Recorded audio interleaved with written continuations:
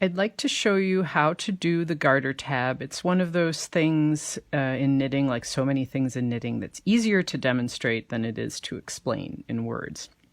The pattern asks you to cast on 3 stitches and knit 11 rows. What you're going for is the world's tiniest garter stitch scarf. And I'm not quite done with my scarf. I need to knit the final row, row 11. And then I will drop the left-hand needle tip because I'm not going to need it right away. And just working with this right-hand needle tip and this yarn that's here at the end, I am going to pick up 5 stitches along this long edge of the scarf. And after that, I will pick up 3 stitches on the cast-on edge of the scarf.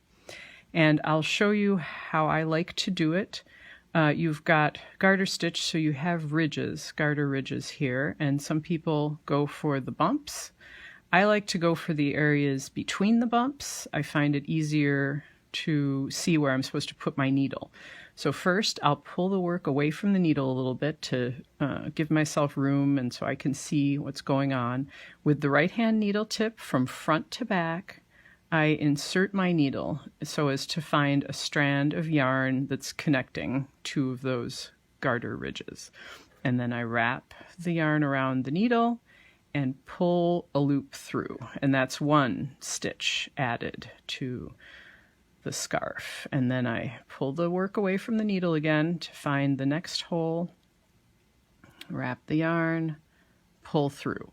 Now recently I saw a video from Stephen West, no less, where he used a double-pointed needle and he went into those garter bumps with the double-pointed needle.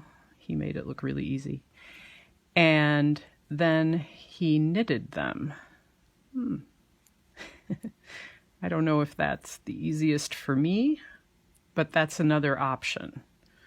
So, and I see I've got them on twisted, so I'm going to knit them through the back loop. All right, now 3 original stitches, 5 stitches added to the long side, and it's time to pick up 3 stitches from the cast-on edge.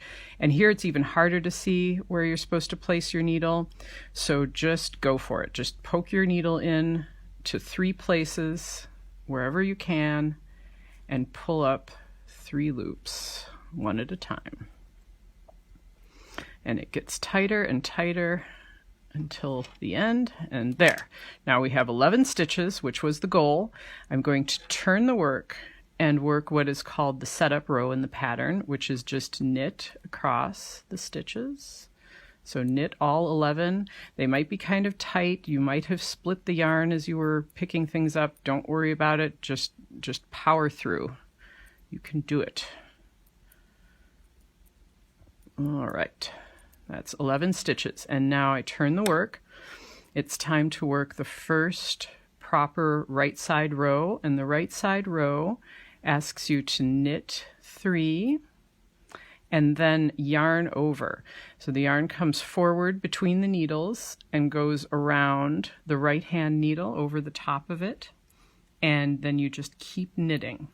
And you've got an extra loop on the needle there, which is just what you want. And it says knit until there are 3 stitches left.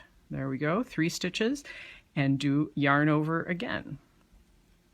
And knit those 3 stitches. Now turn your work and do another wrong side, which is just knit, knit, knit, knit, knit. Knit your way all the way across. You now have 13 stitches because you made 2 yarn overs. That adds 2 stitches. When you come to the yarn overs, just knit them, nothing special. And turn your work again. We're going to do another right side row to bring us to 15 stitches. I'll do this one with my right hand so you can see the yarn over maneuver looks different when you have the yarn in your right hand, I think, but it's really the same thing. Okay, knit 3, yarn over. The yarn comes forward between the needles and lays over the top of the right hand needle, and then you knit with it. It's a bigger looking movement when you've got the yarn in your right hand.